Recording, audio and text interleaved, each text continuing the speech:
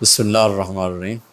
حدیث کے معاملے میں آج دوبارہ ہم ایک اور زیادہ اہم مسئلے پر بات کرنا چاہتے ہیں۔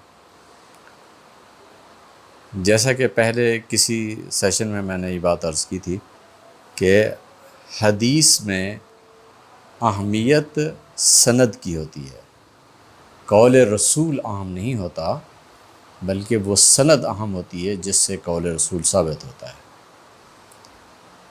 اگر راوی قابل اعتبار ہے تو قول رسول قابل اعتبار ہے، اور اگر راوی قابل اعتبار نہیں تو رسول اللہ صلی اللہ علیہ وسلم کی طرف جو قول منسوب کیا گیا ہے اس کے قابل اعتبار ہونے کا کوئی امکان نہیں ہے۔ مطلب اس چیز کو سمجھنا ضروری ہے کہ حدیث کا پورا انحصار متن پر نہیں ہے، پورے کا پورا انحصار سند پر ہے۔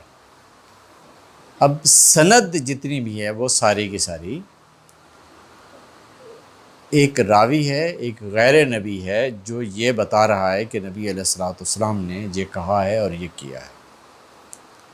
اب آپ اسے یوں سمجھیں کہ ایک طرف امت کھڑی ہے، دوسری طرف رسول اللہ صلی اللہ علیہ وسلم ہے، درمیان میں ایک راوی ہے۔ وہ راوی بتا رہا ہے کہ نبی علیہ الصلوۃ والسلام نے یہ بات کی ہے۔ تو امت میں اور نبی علیہ الصلوۃ والسلام میں جو رابطہ ہے وہ اس راوی کی وجہ سے ہے، اور یہ راوی نبی نہیں ہے، یہ غیر نبی ہے۔ اب سوالوں کا سوال یہ ہے کہ آپ اس غیر نبی کی بات پر کتنا اعتماد کر سکتے ہیں، کس حد تک مان سکتے ہیں آپ؟ دیکھیں، انسانی معاملات میں کسی چیز کے درست ہونے اور غلط ہونے کا انحصار اور ہوتا ہے۔ ایک بندہ عدالت میں کوئی کیس لے جاتا ہے، فرض کریں وہ 100% جھوٹا ہے، اور جا کر عدالت میں وہ کیس جیت جاتا ہے، کیا وہ کافر ہو جائے گا؟ کافر ہو جائے گا؟ ایمان اس کا ختم ہو جائے گا؟ ہرگز نہیں۔ کفر و ایمان کا انحصار اس پر نہیں ہے۔ اس کی بات کو سچا ماننے یا نہ ماننے، یا وہ اپنے اس غلط فیصلے میں جو بات وہ جا کر وہاں پروو کر رہا ہے یا جس کو وہ نگیٹ کر رہا ہے، اس پر کفر و ایمان کا انحصار نہیں ہے۔ محمد رسول اللہ صلی اللہ علیہ وسلم یا نبی کی ذات وہ ہوتی ہے کہ اس کی بات کا انکار اور اقرار کفر و ایمان کا باعث ہے۔ اب جب آپ اس بندے پر جو نبی اور امت کے درمیان کھڑا ہے، آپ اس کی بات کو سچا مان لیتے ہیں تو بھی کوئی فرق نہیں پڑتا، آپ اس کی بات کو غلط کہتے ہیں تو بھی کوئی فرق نہیں پڑتا۔ ہاں، اس کی بات کو اگر نبی جتنی حیثیت دیں گے آپ تو اب یقیناً فرق پڑے گا۔ اور وہ کیا فرق پڑے گا؟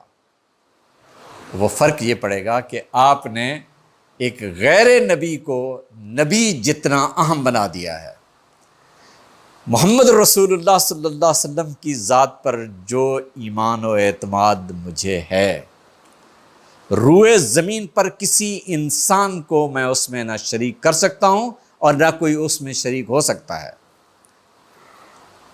وہ ظالمو، تم نے ایک غیر نبی کو نبی علیہ الصلوۃ والسلام کی حیثیت دے کر وہاں جا کر مداخلت کی، وہاں جا کر ترمیم و تنسیخ کی، جہاں رسول اللہ صلی اللہ علیہ وسلم کو ترمیم و تنسیخ کا اختیار نہیں تھا، اور تم کہتے ہو تم دین کی محافظت کرتے ہو۔ ختم نبوت کا مطلب کیا ہے پھر؟ ختم نبوت تو کہتے ہی اس کو ہیں کہ غیر نبی کو نبوت میں مؤثر مان لیا جائے، محمد رسول اللہ صلی اللہ علیہ وسلم پر جو اللہ نے اخبار و احکام نازل فرمائے ہیں ان میں ترمیم و تنسیخ کی جائے۔ یہ کون سا علم حدیث ہے جس میں یہ بات کنفرم ہے کہ راوی کی وجہ سے وہ متن یا نبی علیہ الصلوۃ والسلام کی طرف جو قول و عمل منسوب ہے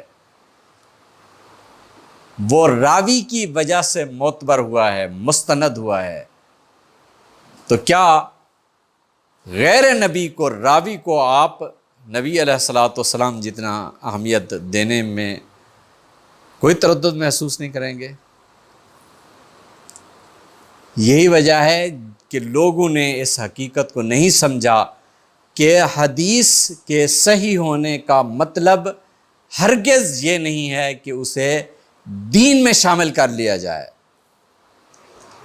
وہ زیادہ سے زیادہ اگر کوئی سچ ہے تو انسانی لیول کا سچ ہے، وہ الوہی صداقت نہیں ہے۔ نبی الوہی صداقت لے کر آتا ہے، اور تم نے اس الوہی صداقت میں ایک غیر نبی کو اتنی ہی مؤثر مان لیا ہے جتنی اللہ کے نبی کو مؤثر ماننا ہے۔ یہ وہ بنیادی بات ہے جو نبی اور غیر نبی کے فرق کو ختم کرنے میں ان لوگوں نے عجلت سے کام لیا ہے جنہوں نے حدیث کو دین اور دینی حجت قرار دیا ہے۔ حدیث نہ دین ہے اور نہ دینی حجت ہے۔ راوی سچا ہوگا تو سچا ہی ہوگا، اتنی حد تک ہی سچا ہوگا نا کہ اگر اس کی بات کو میں نہیں مانتا تو میں کافر نہیں ہو سکتا، مگر نبی تو ایسی ذات نہیں ہے کہ نبی کی بات کو میں سچا نہ مانوں تو میں مومن رہ ہی نہیں سکتا، میرا ایمان ہی باقی نہیں رہتا۔ تو اس لیے نبی اور غیر نبی کے فرق کو ختم کرنے کی اس جد و جہد میں سب سے زیادہ جن لوگوں نے عجلت سے کام لیا ہے، جن لوگوں نے اس بات کی طرف توجہ نہیں دی جس میں دین پورے کا پورا مضمر تھا، وہ بات ہی یہ تھی کہ غیر نبی پر یہ اعتماد نہیں کیا جا سکتا جو نبی علیہ الصلوۃ والسلام کی ذات پر کیا جا سکتا ہے۔ اس حقیقت کو سمجھنے کی کوشش کیجیے۔ اللہ تعالیٰ آپ کا حامی و ناصر ہو۔ والسلام علیکم ورحمۃ اللہ۔